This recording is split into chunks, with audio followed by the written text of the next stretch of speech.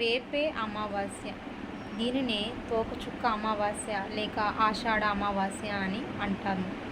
ఈ సందర్భంగా దీని ప్రాముఖ్యత ఏంటి, ఈసారి వచ్చిన అమావాస్య ఎందుకు అంత ప్రత్యేకమైనది అనే వివరాన్ని మనం ఇప్పుడు పూర్తిగా తెలుసుకుందాం. పురాణాల ప్రకారం ఈ ఆషాఢ అమావాస్యకి ప్రత్యేకమైన ప్రాముఖ్యత ఉంది. ఇవాళ మనము మొక్కల్ని తెచ్చి, అంటే కొత్త మొక్కల్ని తెచ్చి మన ఇంట్లో నాటడం వల్ల మన రాశిలో ఉన్న గ్రహదోషాలని కానీ పితృదోషాలు పూర్తిగా అయితే తొలగిపోతాయి.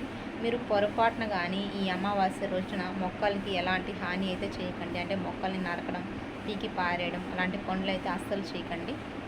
అలాగే అమావాస్య రోజున కుక్కలని, ఆవులని ఎలాంటి ఇబ్బంది అయితే పెట్టకండి. వీలైతే వాటికి ఆహారం పెట్టండి. ఇది ఎంతో మంచిది అమావాస్య రోజున చేయడం వల్ల. అలాగే మీ ఇంటికి ఎవరైనా భిక్షానికి వస్తే వాళ్ళని అవమానించకండి. వాళ్ళకి భిక్ష అనేది వేయడం వల్ల మీ పూర్వీకుల ఆత్మ అయితే ప్రశాంతంగా ఉంటుంది. వీలైనంత వరకు మీరు పెద్దల్ని అవమానించకండి. ఇలా అవమానించడం వల్ల వాళ్ళ ఆత్మ అయితే ఘోషిస్తుంది. దీనివల్ల మీకు జీవితంలో ఎన్నో నష్టాలు ఏర్పడతాయి.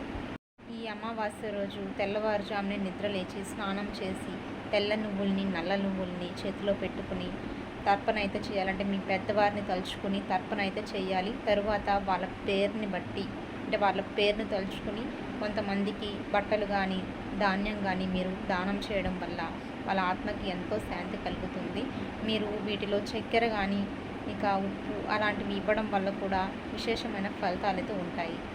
ఈ అమావాస్య రోజు పూర్వీకుల యొక్క సంతోషం కోసం శారద, కర్మ వంటి పూజలు అయితే చేస్తూ ఉంటారు. ఇవాళ మనము శ్రీ మహావిష్ణువుని, లక్ష్మీదేవిని పూజించడం వల్ల రాజయోగం అయితే మనకి లభిస్తుంది. అలాగే ఆ లక్ష్మీదేవి ఆశీస్సులు ఎల్లవేళలా మనపై ఉంటాయి. దీనివల్ల మనకి ఆర్థిక పరంగా ఎలాంటి నష్టాలు అయితే ఉండవు. ఈ అమావాస్య రోజు మీరు ఏ పని చేసినా కానీ మీ పూర్వీకులకి కోపం రాకుండా అయితే చేయాలి. వాళ్ళకి ఒక్కసారి కోపం కలిగించేటట్టు మీరు ఏదైనా చేశారంటే మీకు జీవితంలో ఎన్నో కష్టాలు అయితే ఏర్పడతాయి. మీ కుటుంబ పరంగా మీకు ఎన్నో సమస్యలు అయితే ఎదురవుతాయి.